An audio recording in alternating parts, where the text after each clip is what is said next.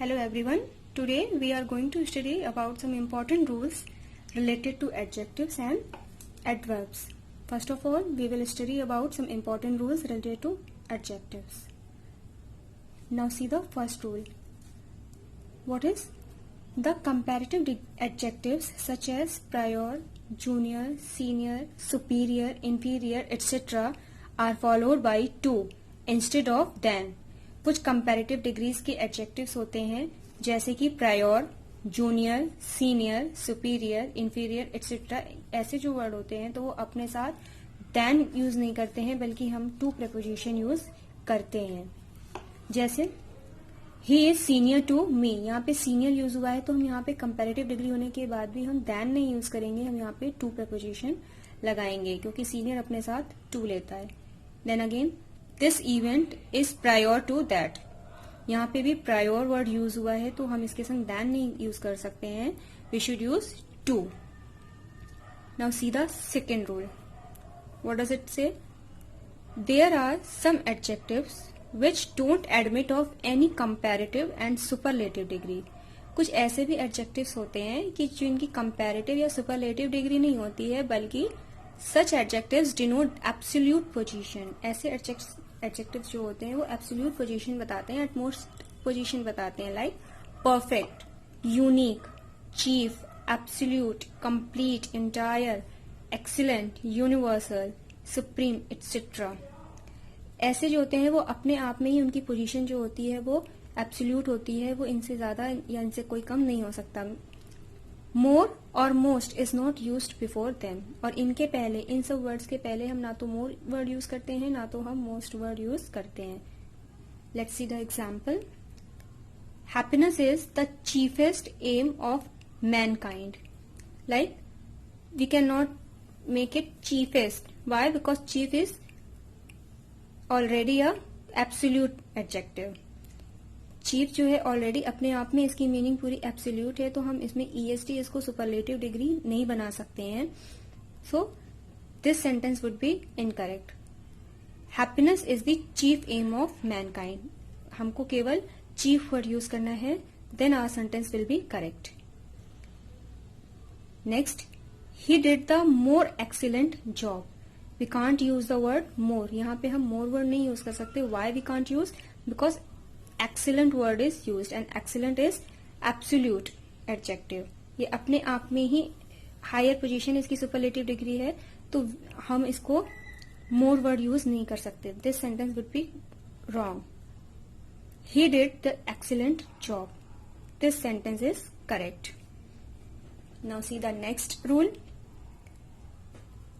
Third rule. When two adjectives qualify the same noun. अगर कोई ऐसा एडजेक्टिव है जो सेम नाउन को, एक ही नाउन के लिए यूज हुआ हो और उसी को वो क्वालिफाई कर रहा हो, both the adjectives should be expressed in the same degree. तो जो दोनों एडजेक्टिव्स होते हैं, जो नाउन, ऐसे एडजेक्टिव्स जो एक ही नाउन को क्वालिफाई कर रहे हो, तो दोनों एडजेक्टिव्स की डिग्रीज सेम होनी चाहिए. Like she is the most active and the most energetic social worker in our club.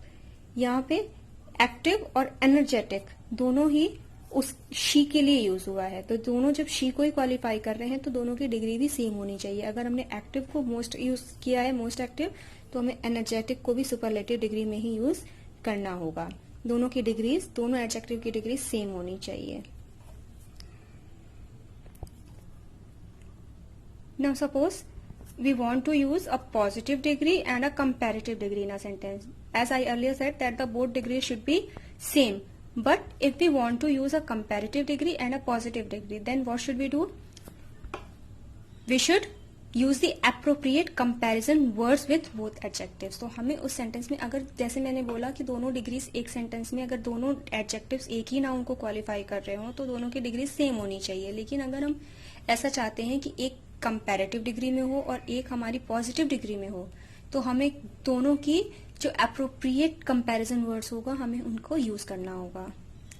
Let's see the example. He is as good as if not better than you. यहाँ पे हमने good को positive degree में use किया है और यहाँ पे हमने बेटर को कंपैरेटिव डिग्री में यूज किया है. तो इसके लिए हमने क्या किया? एज एज गुड एज कर दिया, इसको हमें गुड के संग कंपैरिजन करना है, हमें पॉजिटिव डिग्री में उसकी कंपैरिजन वर्ड को भी लगाना है, तो एज लगेगा पॉजिटिव डिग्री में। और यहाँ पे हमने बेटर लगाया है, कंपैरेटिव डिग्री की यूज की हुई है, तो उसके संग हमने देन कंपैरिजन वर्ड यूज किया है, तो ये सेंटेंस हमारा करेक्ट हो जाएगा, क्योंकि हमने जो अपनी डिग्री यूज की है उसी के अकॉर्डिंग कंपैरिजन वर्ड भी यूज किया है। Next example, Ram is better than and as wise as you. Again in this sentence, better is in comparative degree and wise is in positive degree, so I have used the comparison word than with better and as wise as with wise.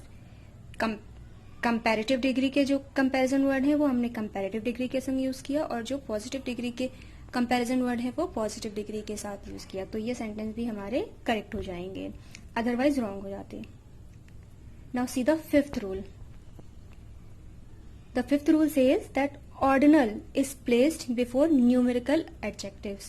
Suppose कि एक किसी examples में there are ordinal and numerical adjectives. Both adjectives are used.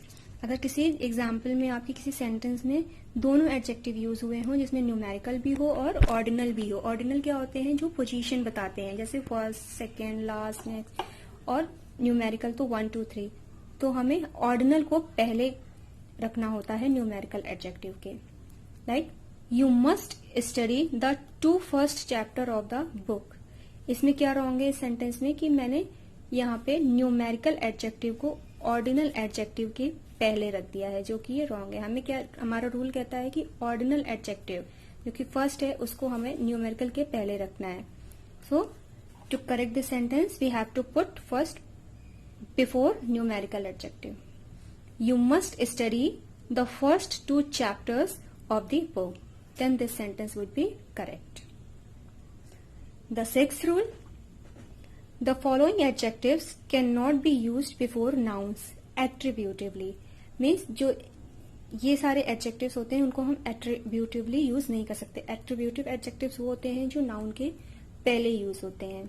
वो कौन कौन से adjectives हैं? The adjectives are afraid, asleep, due, ready, unable, alike, aware, glad, sorry, well, alone, ill, sure, worth। ये सारे जो आपके वर्ड्स हैं, जो एडजेक्टिव्स हैं, उनको हम एट्रीब्यूटिवली यूज नहीं कर सकते, मीन्स हम नाउन के पहले नहीं रख सकते। Let's understand with the example. Example first, I found a boy asleep। अब इस सेंटेंस में बॉय हमारा नाउन है और asleep हमारा एडजेक्टिव है। क्योंकि asleep जो वर्ड होते हैं ये हमारे नाउन के पहले नहीं यूज हो सकते, एट्रीब्यूटिवली नहीं यूज हो सकते, इसलिए मैंने इसको बाद में रखा है। I found a asleep boy, I cannot say. The man is ill. Man is noun and ill is adjective. And this can also be not used before a noun. The man is afraid of my dog. यहाँ पे man is a noun and afraid is a adjective. But asleep, ill, afraid, these adjectives cannot be used before a noun. So above 6 rules were related to adjectives. Now come to rules related to adverbs. Now see the first rule of adverb. Adverb of manners are placed only after the intransitive verb. अगर आपका sentence कोई ऐसा है जिसमें intransitive verb हो तो उसके बाद adverb of manner को रखेंगे, उसके पहले हम नहीं रख सकते। Like adverb of manner क्या होते हैं? That shows how the work is done. वो कैसा काम हो रहा है। He immediately returned. Immediately is a adverb of manner and returned is a intransitive verb.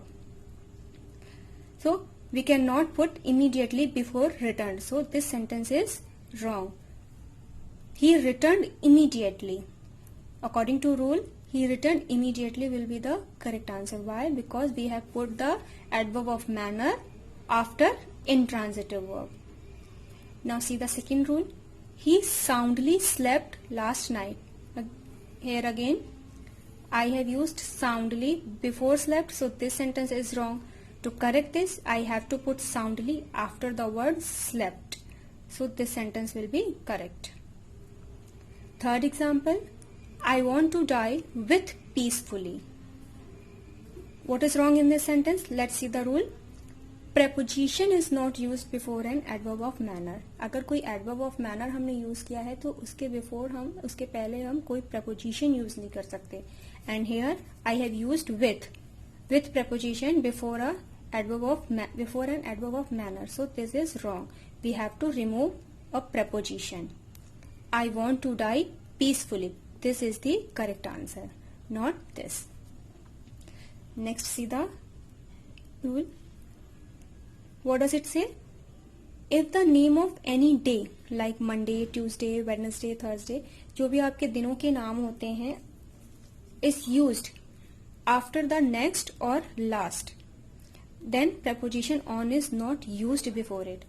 अगर आपके सेंटेंस में ऐसा कोई दिन है जिसमें ऐसा कोई वर्ड है जिसमें मंडे है, ट्यूसडे है, वेडनेसडे, इस तरह से दिनों के नाम है और वो नेक्स्ट या लास्ट वर्ड के बाद यूज हुए हों, जैसे नेक्स्ट मंडे, लास्ट मंडे, इस तरह के अगर कोई वर्ड यूज हुए हों तो उसके पहले हम ऑन प्रपोजिशन का यूज नहीं करते हैं. लेकिन ऑन का हम यूज तब करेंगे अगर हमारे दिनों के नाम जो है वो नेक्स्ट और लास्ट के पहले दिए हों, जैसे मंडे लास्ट, मंडे नेक्स्ट, तब हम ऑन प्रपोजिशन यूज करेंगे. Let's see the example. Like he left for London on last Monday. This is wrong. Why?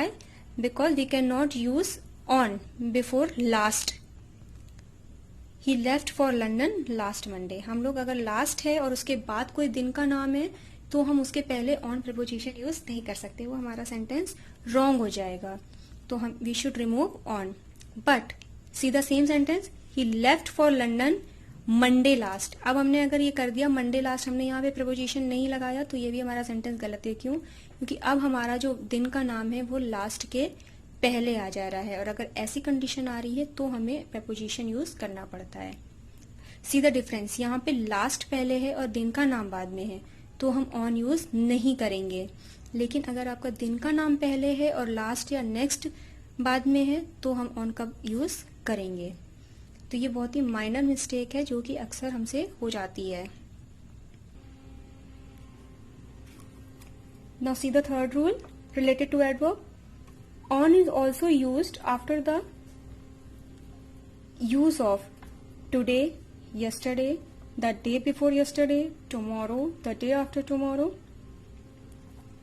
अगर हमारे सेंटेंस में today, yesterday, the day before yesterday, tomorrow, the day after tomorrow ऐसे words का use है तो हम उसके बाद में ऑन यूज नहीं करते हैं, उनके पहले ऑन यूज नहीं करते हैं. Like I will call at your office on tomorrow. यहाँ पे टुमारो के पहले हम ऑन यूज नहीं कर सकते हैं. सॉरी, यहाँ पे आफ्टर नहीं बिफोर होगा. अगर हमारे सेंटेंस में टुमारो है, यस्टरडे है, टुडे है, the day before yesterday, the day before tomorrow, the day after tomorrow है तो हम उसके पहले प्रपोजिशन ऑन यूज नहीं करते हैं. Like I will call at your office tomorrow. Directly हम टुमारो बोल देंगे, ऑन टुमारो नहीं बोलेंगे. He is coming here on today. Today के पहले हम ऑन नहीं लगा सकते, हमें डायरेक्टली बोलना होगा. हमें ऑन को रिमूव करके डायरेक्टली हम बोल देंगे he is coming here today. So the sentence will be correct. What does the fourth rule say? The fourth rule says that adverb of place and adverb of time are generally used after the verb or in the end of the sentence. Like अगर sentence हमारे कोई है और उसमें adverb of place या adverb of time का use हुआ हो, adverb of place जो हमें place के बारे में बता रहा हो और जो हमें time के बारे में बता रहा हो, adverb of time, तो हम हमेशा उसको verb के बाद में रखेंगे या फिर सेंटेंस के एकदम लास्ट में रखेंगे. लाइक ही यस्टरडे केम, यहाँ पे वर्ब हमारी केम है तो हमको इसके पहले, और यस्टरडे हमारा एडवर्ब ऑफ टाइम है तो हमें एडवर्ब ऑफ टाइम या तो वर्ब के बाद रखना है या फिर सेंटेंस के एकदम लास्ट में रखना है. तो हमारा सेंटेंस जो करेक्ट सेंटेंस होगा, he came yesterday. Now see the second example. You have been to Jaipur already. You have already been to Jaipur. To Jaipur is adverb of place. तो हमें वो सेंटेंस के चाहे वर्ब के बाद में रखना है और सबके या तो सेंटेंस के सबसे लास्ट में रखना है। तो ये हमारा सेंटेंस गलत है, but the second one is correct. Now see the fifth rule. When all the three adverbs, कौन कौन से three adverbs? Adverb of place, adverb of time and adverb of manner. अगर adverb of place, adverb of time और adverb of manner तीनों किसी sentence में use हुए हों, या तीन में से कोई भी दो भी यूज हुए हों, तो उनका जो ऑर्डर होगा सेंटेंस में, उसको सेंटेंस में हम रखने का जो ऑर्डर होगा वो empty for adverb of manner, P for adverb of place and T for adverb of time. यानी कि अगर हमें सेंटेंस में तीनों मिल रहे हैं तो तीनों में सबसे पहले हम एडवर्ब ऑफ मैनर को रखेंगे, फिर उसके बाद एडवर्ब ऑफ प्लेस आएगा और फिर लास्ट में एडवर्ब ऑफ टाइम आएगा। लेकिन ऑर्डर आपका चेंज हो जाता है अगर वर्ब्स ऑफ मूवमेंट यूज हुई हो, उसमें जो वर्ब आपकी यूज हुई हो वो मूवमेंट वाली वर्ब हो, जैसे कम, गो, अराइव एंड एंटर। अगर ये सब वर्ड यूज हुए हो तो हमारा जो सेंटेंस का जो ऑर्डर होगा वो पीएमटी हो जाता है। एमपीटी की जगह पीएमटी। पीएमटी मीन्स पहले हम एडवर्ब ऑफ प्लेस रख देंगे, फिर एडवर्ब ऑफ मैनर रखेंगे और फिर लास्ट में हम एडवर्ब ऑफ टाइम रखेंगे। Let's see the example. First example, she danced in the college auditorium last night beautifully. अब यहाँ पे क्या है? एडवर्ब ऑफ टाइम है last night, adverb of manner है ब्यूटिफुली और एडवर्ब ऑफ प्लेस है इन द कॉलेज ऑडिटोरियम। अब हमें देखना है कि सबसे पहले हमें एडवर्ब ऑफ मैनर रखना है, यानी कि ब्यूटीफुली सबसे पहले आएगा, फिर उसके बाद एडवर्ब ऑफ प्लेस आएगा कॉलेज ऑडिटोरियम और फिर लास्टली हमारा एडवर्ब ऑफ टाइम आएगा लास्ट नाइट। तो हमें इसको सेंटेंस को करेक्ट करने के लिए क्या करना होगा? जो ब्यूटीफुली है, एडवर्ब ऑफ मैनर है हमारा, उसको हमें पहले रखना होगा। She danced gracefully, she danced beautifully in the college auditorium last night। पहले हमने एडवर्ब ऑफ मैनर को रख दिया, एम आ गया, फिर in the college auditorium adverb of place रख दिया, पी आ गया और एडवर्ब ऑफ फिर हमने टाइम रख दिया, टी आ गया। ये हमारा हो गया जो ऑर्डर है एम पी टी फॉलो हो गया। But in the second sentence बोला था कि अगर आपके वर्ब्स ऑफ मूवमेंट यूज हुए हो, वर्ब्स ऑफ मूवमेंट यूज होता है तो वो आपका जो स्ट्रक्चर होता है वो किस में चेंज हो जाता है? पीएमटी में। यानी पहले एडवर्ब ऑफ प्लेस हो जाता है, फिर एडवर्ब ऑफ मैनर हो जाता है और फिर एडवर्ब ऑफ टाइम हो जाता है। सो दे साइलेंटली एंटर्ड द रूम, इसमें साइलेंटली और द रूम, यहाँ पे वर्ब है एंटर, साइलेंटली हमारी एडवर्ब ऑफ मैनर हो गई और द रूम हमारा एडवर्ब ऑफ प्लेस हो गया। तो अब हमें क्या करना है? हमें पहले एडवर्ब ऑफ प्लेस को रखना है और फिर हमको एडवर्ब ऑफ मैनर को रखना है। Why? Because the verbs of movement enter is used in this sentence. So be careful about this rule. Now see the next sentence. If there is a use of adverb of place, frequency and time, then the order will be PFT. Suppose कि किसी sentence में आपके adverb of place का भी use हुआ है, frequency का भी यूज हुआ है और एडवर्ब ऑफ टाइम का भी यूज हुआ है, तब हमारा क्या ऑर्डर हो जाएगा? PFT का। यानी एडवर्ब ऑफ प्लेस पहले रखेंगे, फिर एडवर्ब ऑफ फ्रीक्वेंसी रखेंगे और लास्टली हम लोग एडवर्ब ऑफ टाइम रखेंगे। For example, she has been several times to Mumbai this month. Here several times, this is adverb of frequency, to Mumbai it is adverb of place and this month adverb of time. So what should we do to correct this sentence? We should change the order to PFT। हमें सबसे पहले adverb of place रखना होगा, means to Mumbai comes first, then several times, then lastly this month. To Mumbai is